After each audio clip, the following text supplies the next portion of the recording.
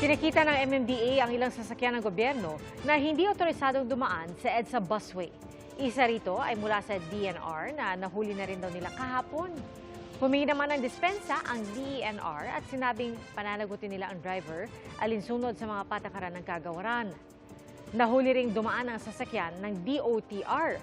Ayon kay retired Colonel Bong Nebrija, nakakatawa na kautusan ng DOTR ang pinatutupan nila pero sariling tauhan ito ang hindi sumusunod.